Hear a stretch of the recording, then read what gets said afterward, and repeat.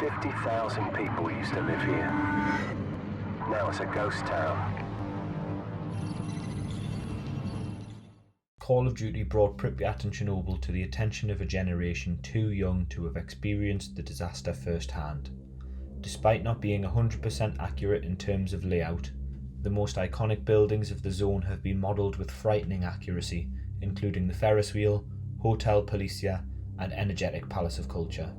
In this episode, we'll see another, the Azure Swimming Pool.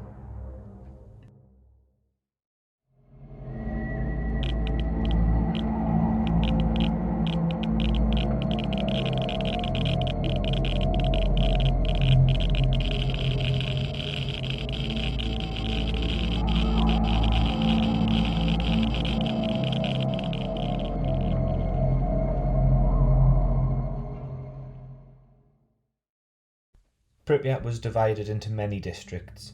In episode 5 we looked at the blue sector of the map, or Pripyat city centre district.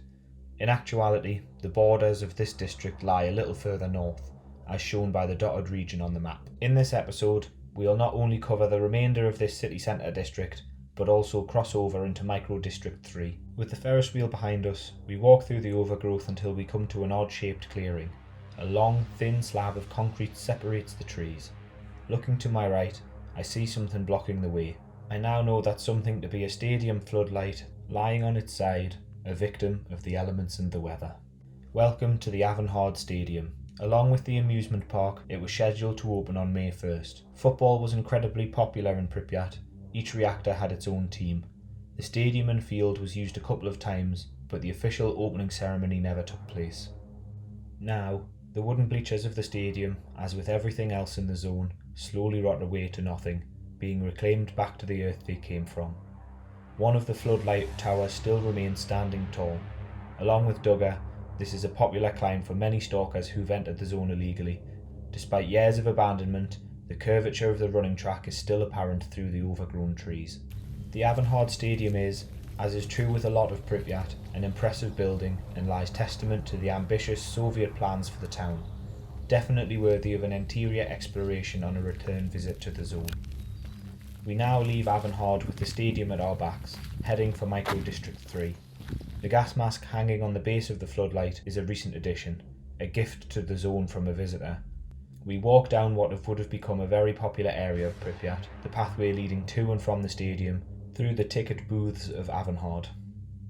Approaching these from the wrong direction, I didn't at first realise what they were, not until Igor realised the confusion and expertly filled us with the missing information. The stadium lay within the shadows of a large apartment block. Whilst the roads are largely clear here, they aren't a scratch on how this place was intended to look. I often wonder what the Pripyat architects must think about their baby lying unkept, a shadow of its former glory, being seen by unrestricted Western eyes for the first time. We now walk along Sportivna Street, the street that divides Micro District 3 and 4, past the Consumer Service Centre on the corner. Again witnessing another instance of Mother Nature slowly taking back the city, as a tree slowly engulfs a metal postbox. We walk down Sportivna Street heading for another building made famous by Call of Duty, the Azure Swimming Pool. Built in the 1970s as part of the development of Pripyat, the Azure Swimming Pool had a huge glass frontage, Olympic-style diving boards, as well as an active swimming team. Behind the pool, a sports hall was used for basketball and gymnastics. Despite the rest of Pripyat being abandoned in 1986 following the disaster, Azure, along with city offices and science labs, remained open as part of the cleanup effort. The Azure Swimming Pool remained open for a further 12 years following the disaster, until a health inspection in 1998 condemned Azure to the same fate as its neighbours. The pool was mainly used by those tasked with clearing the city of radioactive material, the Chernobyl liquidators. Some sources indicate that the Azure Swimming Pool is one of the cleanest places in Pripyat in terms of radiation contamination. In the time since its abandonment, the huge panes of glass are now long gone. However, the starting blocks, the diving board, and the changing rooms are still very much as they once were. Outside, the modern 1970s design is still evident, and the iconic white clock sits on the highest point of the building. Due to a number of reasons, Igor elected to remain outside and allowed us to explore Azure on our own. As we walked around the pool, we saw a balcony which looked like it would provide a great vantage point. Remembering we passed a set of stairs on our way in, up we went. The pool looked even more iconic from this angle. The balcony, once reserved for spectators of swimming competitions and lessons, now provides the perfect viewing platform to absorb one of Pripyat's most well-known sights.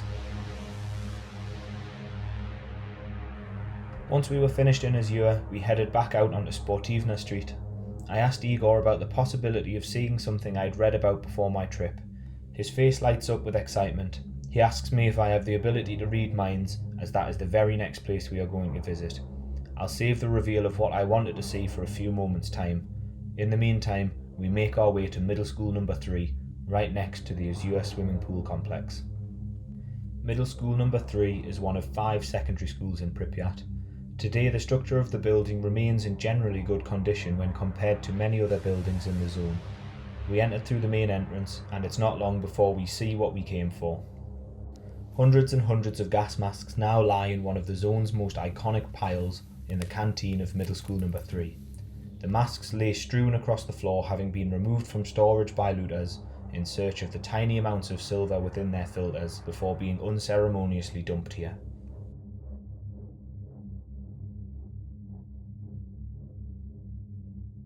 Unlike the high school in Chernobyl 2 at Duga, Middle School number 3 in Pripyat feels more complete. The long leading lines of the corridors draw you through the building, around the central courtyard. Classrooms still hold wall displays and furniture in greater abundance in comparison to Chernobyl 2. In one of the classrooms we entered, the floor is covered with books. The circumstances as to how and why literally thousands of books blanket the floor is unclear.